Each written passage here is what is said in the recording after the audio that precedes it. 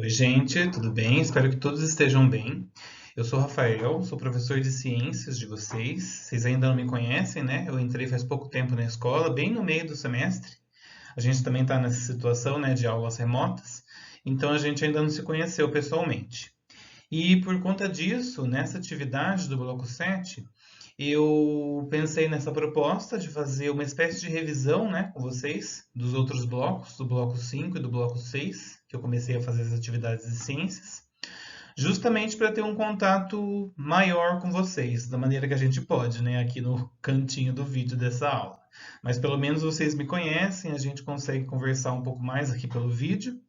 E acredito que por meio do vídeo vocês possam compreender um pouco melhor alguns dos conteúdos que a gente estudou nas outras atividades. Eu sei que às vezes é chato, né, a gente só estudar lendo o que está escrito ali no bloco, então por conta disso eu fiz esse videozinho para essa aula de revisão, certo?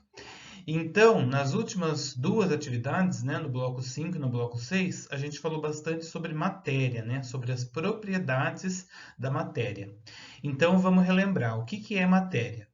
Matéria é tudo que possui uma massa e possui um volume. Então, por exemplo, o meu celular aqui, ele possui uma massa, ele ocupa um lugar no espaço, então ele é um tipo de matéria. A luz, por exemplo, a luz a gente não consegue pegar, o som a gente não consegue pegar, eles também não possuem massa. Então, a luz e o som não são matéria. Então, relembrando, né, matéria, tudo que possui massa e ocupa um lugar no espaço.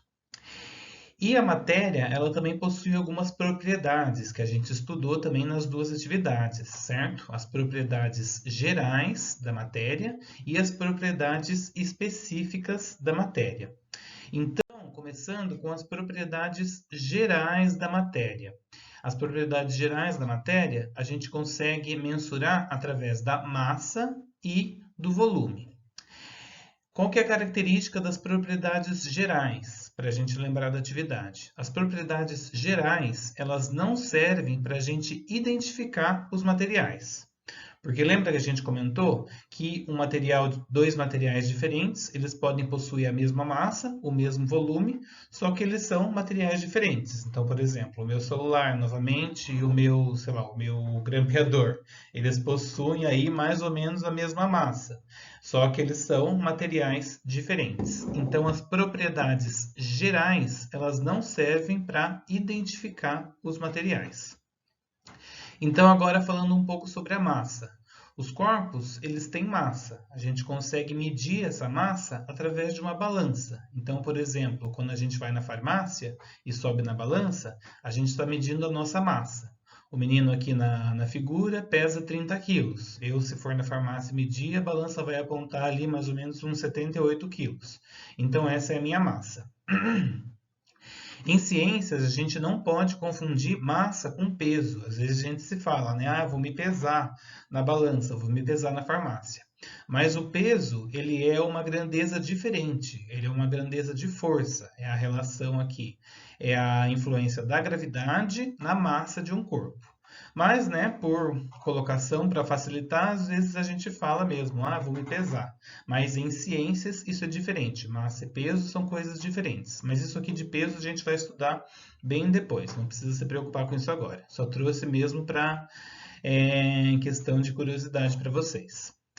Então, a massa dos corpos a gente pode medir em diferentes unidades. A gente também falou disso na nossa atividade. A gente pode medir a massa dos materiais em miligramas, em gramas, em quilogramas e também em toneladas. Então, por exemplo, a gente vai fazer um bolo, eu coloquei o exemplo também na atividade. A gente pesa ali 200 gramas de farinha. Então, quando a gente cozinha, por exemplo, a gente utiliza a massa que a gente utiliza para os ingredientes, normalmente tem essa unidade de gramas. Quando a gente se pesa na farmácia, essa medida ela aparece em quilogramas. Então, corpos que possuem uma massa um pouco maior, essa medida a gente faz através dessa unidade aqui, de quilogramas. Nas indústrias farmacêuticas, por exemplo, que eles produzem, que eles fabricam os remédios.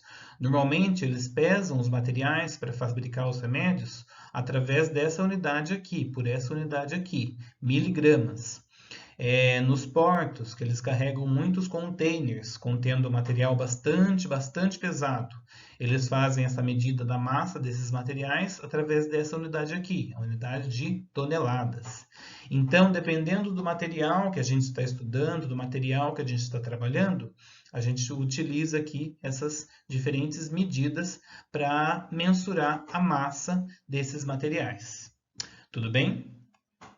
Então, uma outra propriedade geral que a gente estudou da matéria é a extensão ou o volume. Então, o volume ele é o espaço ocupado por um corpo. E a gente denomina, né, volume a medida desse espaço. Então, aqui, ó, novamente, um exemplo de 4 materiais diferentes, 4 refrigerantes aqui diferentes. Coca, na verdade Pepsi, né? Guaraná, Suquita, soda. São materiais diferentes, né? Produtos diferentes, mas eles possuem aqui o mesmo volume, a garrafa de 1,5 litro, 2 litros, certo? Então, novamente, né? As propriedades gerais elas não servem para a gente identificar os materiais. E essa medida a gente pode utilizar para produtos comercializados, né, em unidades de medida de volume, como litros e mililitros. Então, assim como a massa, né, também existem unidades para a gente medir o volume. Em mililitros, que são volumes menores aqui, por exemplo, esse xarope, essa garrafa aqui é medida em mililitros, e em litros, que são para os volumes maiores, como aqui as garrafas de 2 litros, essa garrafa de água aqui, que normalmente tem 20 litros. Tudo bem? Essa parte é um pouco mais fácil, né, da gente entender. E na última atividade, a gente tratou das propriedades específicas da matéria. Então, como o próprio nome já diz, essas propriedades servem para especificar os materiais. Então, elas servem para identificar materiais diferentes. Cada tipo de material vai ter a sua propriedade específica.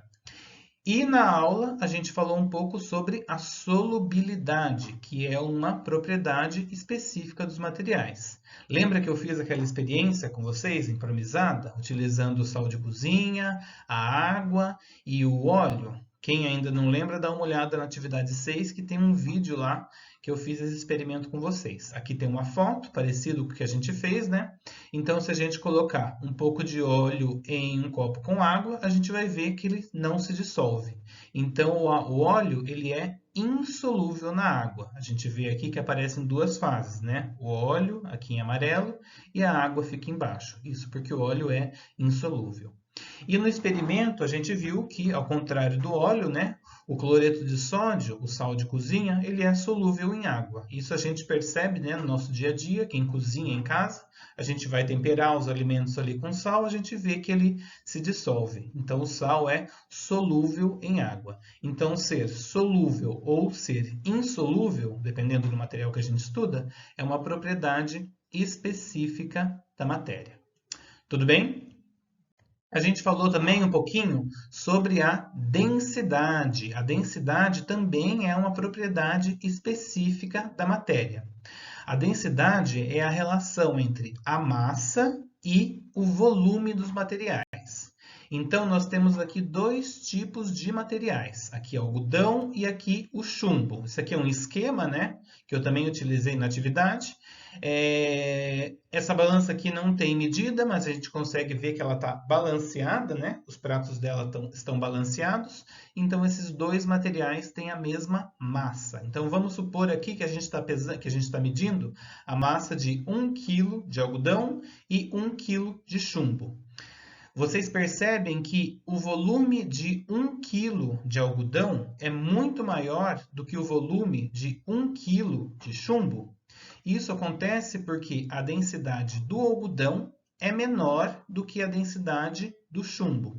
Então, o que a gente consegue concluir? Que materiais que apresentam um volume muito grande, eles apresentam uma densidade menor do que os materiais de mesma massa que possuem aqui um volume menor. A gente consegue comprovar isso, né, jogando os dois na água, por exemplo. Se a gente pegar esse 1 kg de algodão e colocar num balde de água, ele vai ficar flutuando ali na superfície. Se a gente pegar esse mesmo 1 kg de chumbo e colocar na água, ele vai afundar, justamente porque a densidade do chumbo é maior do que do algodão. Tudo bem até aqui? Essa parte é um pouquinho mais complicado, mas acho que fica tranquilo da gente entender. Então, só lembrar que densidade, relação de massa e volume. O algodão aqui tem um grande volume, a densidade dele é menor do que do chumbo, que tem um volume pequeno. Certo? Então, por último, a gente falou sobre as propriedades organolépticas. Esse nome aqui é complicado, mas vocês vão ver que é bem simples de entender. Essas propriedades organolépticas, elas também correspondem a propriedades específicas dos materiais. Então, elas também servem para a gente identificar alguns tipos de materiais. E o que a gente tem que pensar quando a gente vê essa palavra aqui, organoléptico? A gente pensa nos 5 sentidos. Então, quais são os 5 sentidos, né? A audição, o olfato, a gustação, a visão e o tato. Então, a percepção que a gente tem de alguns materiais se trata das propriedades organolépticas. Então, por exemplo, quando a gente coloca um pouco de sal de cozinha na boca, a gente sente um gosto salgado, certo? Então, ser salgado é uma propriedade organoléptica do sal, uma propriedade que a gente utiliza, um dos 5 sentidos, no caso a gustação, para identificar essa propriedade do sal. Limão, se a gente chupar um limão ou colocar limão na água, a gente vai sentir um gosto azedo. O gosto azedo é uma propriedade organoléptica. Outro exemplo, se a gente pegar uma fruta, uma manga, por exemplo, bem madura, ela tem aquele cheiro bem perfumado, bem doce. Esse cheiro, ele também é uma propriedade organoléptica. A gente utiliza ali o olfato para sentir o cheiro daquela manga. Tá passando um carro de som aqui, se vocês ouvirem, vocês não reparem. A coisa de gravar aula em casa, né, gente? A audição. Então, por exemplo, os rojões, quando o pessoal solta rojão sem motivo nenhum. O estouro daquele rojão, o barulho que a gente escuta, também é uma propriedade organoléptica. O mesmo rojão, alguns rojões soltam aquelas luzes, né, no Ano Novo. Aquela luz que aquele material emite, ou então uma barra de ferro bem brilhante, aquele brilho que aquele ferro emite, ou aquele alumínio emite, é também uma propriedade organoléptica, que a gente utiliza a visão para estar percebendo aquela luz ou aquele brilho daquele material. E por último, o tato, né? Por exemplo, as roupas. Eu estou usando aqui uma blusa de lã, que hoje está um pouco frio. Ela tem aqui uma textura. Se eu pegar, por exemplo, uma blusa de algodão, ela tem uma textura diferente. A gente percebe essa textura dos materiais com o nosso tato. Então, isso também é uma propriedade organoléptica dos materiais. Tudo bem? Bom, então espero que tenha ficado um pouco mais claro, né, esse assunto. Esse assunto é um pouco difícil, né? Às vezes fica um pouco difícil da gente entender só olhando o texto ali das atividades. Então, por conta disso, eu preparei esse vídeo aqui para vocês. Espero que todo mundo assista o vídeo. Depois de assistir o vídeo, tem algumas questões para vocês responderem nessa atividade do Bloco 7, que vocês pegaram na escola, ou pegaram pela internet, ou pelo portal. E uma das perguntas é o que vocês acharam dessa proposta de vídeo. Eu quero saber se o vídeo ele facilitou o entendimento do conteúdo por parte de vocês, se ficou mais fácil de vocês entenderem, se vocês gostaram desse tipo de aula, que daí nas próximas atividades eu também posso pensar em colocar alguns vídeos para a gente conversar um pouco aqui, através do vídeo, né, aqui no cantinho, e talvez facilite um pouco o entendimento de vocês do conteúdo, tá certo? Bom, se alguém tiver alguma dúvida, qualquer dúvida de ciências, é só me mandar mensagem pelo WhatsApp, né, sobre qualquer um dos blocos que vocês estiverem resolvendo. E a gente se vê na próxima atividade. Espero que em breve a gente possa se conhecer pessoalmente com todo mundo vacinado, tá certo? Então, tudo de bom para vocês, continua se cuidando e um abraço. Até a próxima, gente.